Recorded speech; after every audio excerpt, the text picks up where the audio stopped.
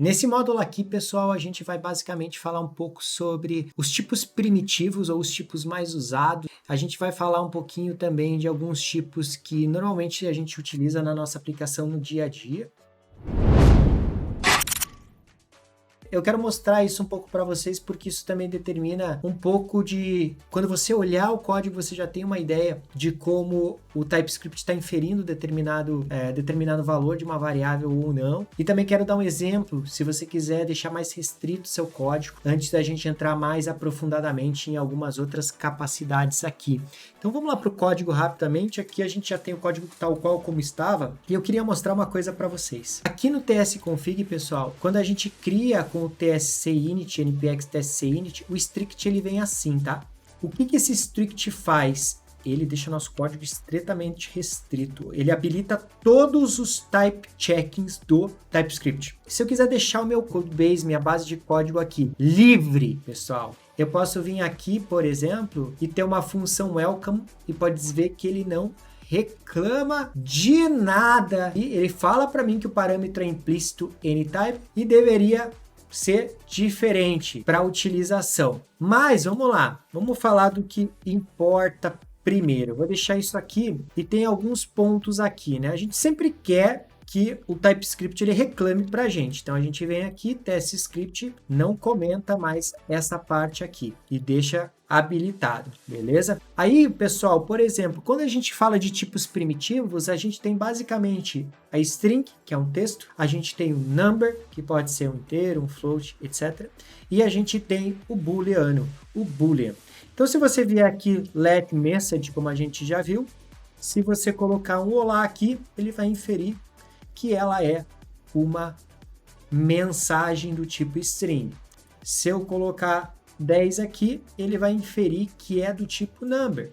Se eu colocar aqui true ou false, ele vai dizer que é do tipo booleano e, obviamente, eu não posso vir na message aqui, colocar uma string ou colocar um valor de 10, que ele vai dizer que o tipo número ou string, né, não é assignable ou atribuível ao tipo booleano. Esse é o primeiro ponto. Aí, pessoal, o que acontece? Eu posso estar trabalhando num projeto, né, obviamente, aonde eu queira não ser tão estrito assim. Então, eu posso vir no tsconfig e deixar aqui e ver o que eu quero ser estrito ou não.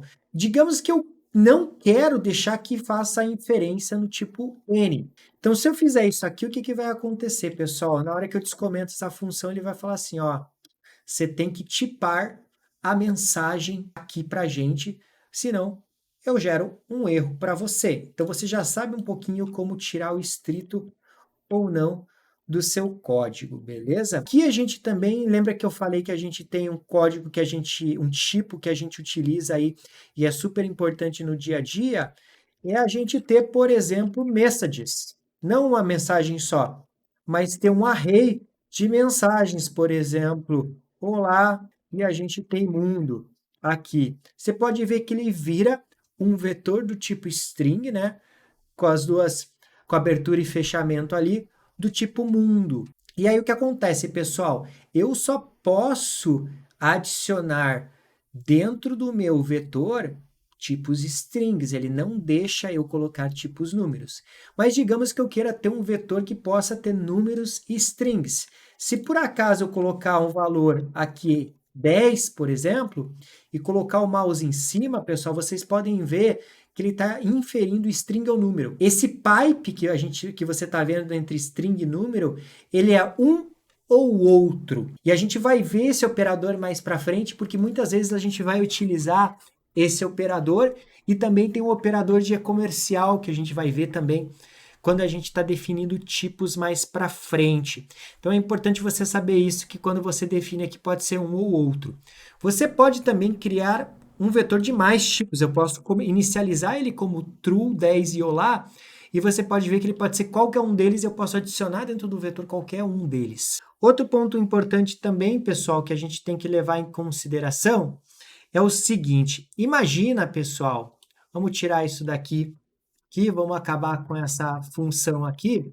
Digamos que a gente tem, por exemplo, um tipo OBJ e a gente diz para ele que é do tipo N, eu vou inferir que é N.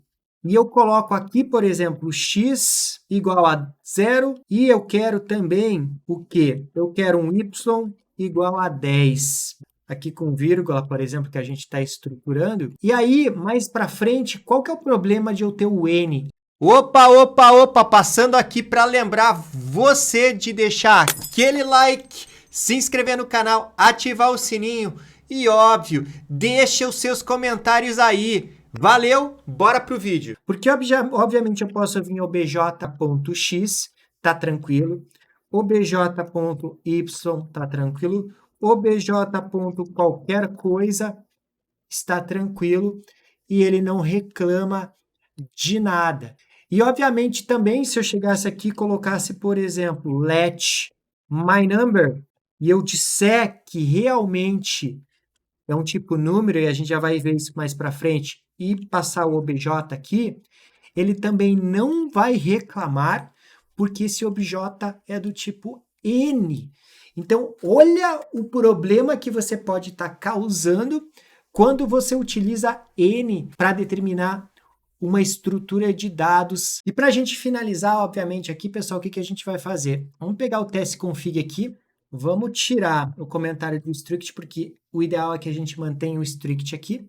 E vamos abrir o main aqui, e a gente pode criar uma variável let full name, por exemplo. E aqui eu posso definir que ela é uma string. E se eu vier aqui, full name, e colocar Bruno Killian, por exemplo, ele vai deixar, porque eu defini que é uma string e ele sabe que é uma string. Obviamente, eu poderia vir aqui e definir tudo numa única linha, mas o importante que você tem que saber é que, independente para número, string, para boolean, etc., você não tem essa obrigação de declarar quando você está declarando variáveis aqui. E aí, obviamente, você poderia remover isso e ele continuaria inferindo uma variável do tipo string, ou obviamente colocar my number 10, my boolean, por exemplo, true.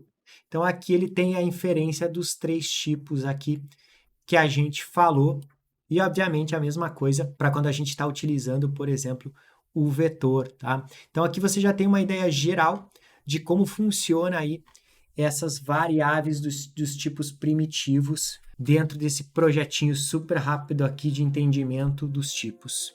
Eu tenho certeza que você já quebrou esse botão de like e tenho certeza também que você já está inscrito. Cada vez mais eu quero trazer esse conteúdo para vocês, mas eu também preciso da sua ajuda. Considere ser um membro do canal, pessoal. Assina o canal aqui embaixo. Para você é um valor simbólico. Para mim é a motivação de todos os dias eu acordar, pensar, buscar, gravar e trazer cada vez mais conteúdo para te ajudar a crescer na sua carreira. Então já sabe, seja membro e esteja aqui comigo, me motivando, me ajudando, me apoiando e até o próximo vídeo. Até mais!